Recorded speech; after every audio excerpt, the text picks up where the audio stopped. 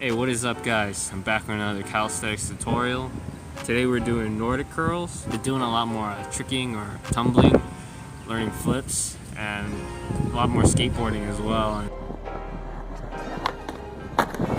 It's kind of taking a toll on my knees recently. So I've been watching a lot of videos on YouTube from Kneesovertoesguy, and he really emphasizes doing Nordic curls or progressing to Nordic curls to kind of bulletproof your knees or rehab your knees. I also do a lot of his other exercises like the split squat. I've really gotten full force into this Nordic curl lately. I always did Nordic curls before, but I was always doing partial reps, and I usually just do them maybe once a week or twice a week at the most. I was never trying to really get a full Nordic curl. I was just trying to do them so I don't get the hamstring imbalance. If you do like pistol squats or sissy squats, shrimp squats, you're gonna build up your quads a lot, but there's not too much exercises for your hamstrings. So if you don't train your hamstrings, you're gonna get an imbalance. Lately, I've just mostly been working on mobility exercises.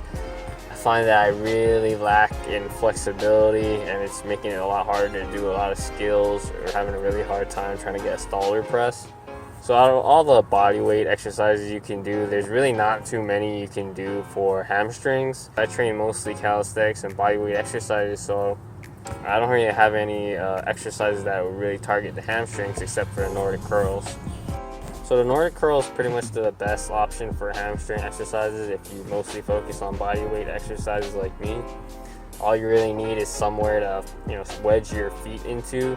So it can be some exercise equipment at the gym that's really firm and planted to the floor. I think Kneesovertoesguy also has a video showing you like kind of various options you can use, but for me, you usually find some kind of bar thing at a fitness park and just put a towel over it to cushion your feet. This is why I really love calisthenics and bodyweight training. There's really no excuse not to train. You can find this kind of equipment anywhere. The fitness park is free.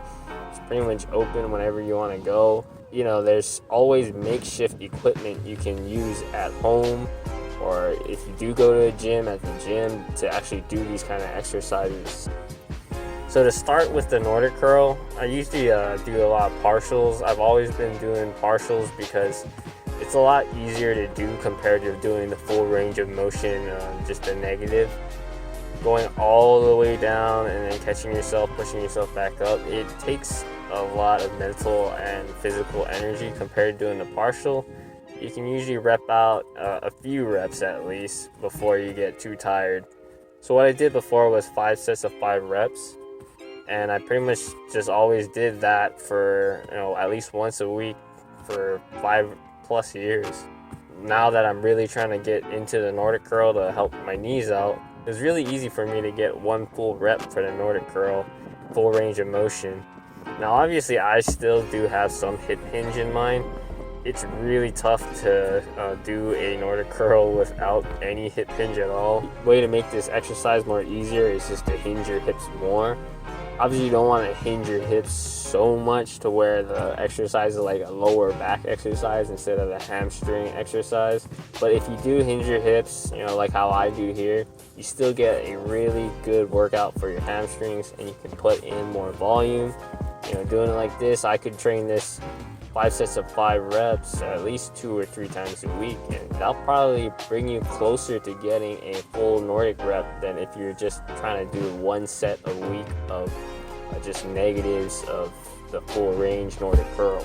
And when you're slowly going down to actually do the Nordic curl, if you put your hands behind your back, it kind of forces you to put in more effort because you don't want to hit your face or hit your chest. I mean, I've never actually hit my face or gotten hurt doing Nordic curls. It's just when you go down, you're going down pretty slow, so you can catch yourself with your hands if you're about to just give out. And a Nordic curl, it's pretty safe. Like, you'll never really hurt yourself doing it because if you get too tired, all you do is just flop onto your chest or your stomach, and there's really no pain because you're just falling such a small distance. But then again, this is just based off of my experience. And I'm really hoping that training these Nordic curls will eventually make my knees really strong, so I don't really get hurt too much when I do skateboard or do try more dangerous flips or whatever. But yeah, I hope this video helps you out. And if you're trying to get the Nordic curl, I hope you get it. It is definitely a hard exercise, so don't be surprised if it takes a real long time to get. My goal is to try to get maybe 3 in a row without pausing at the bottom, or 5 in a row with the pause at the bottom. If you have any questions, if you got some, maybe I might be able to help you out. I'm not an expert on this exercise. And if you got any other suggestions for calisthenic videos that you want me to make, or maybe some nutrition, cooking videos, leave them in the comments. And if not, man, thanks for watching. I'll see you guys in the next one. Peace.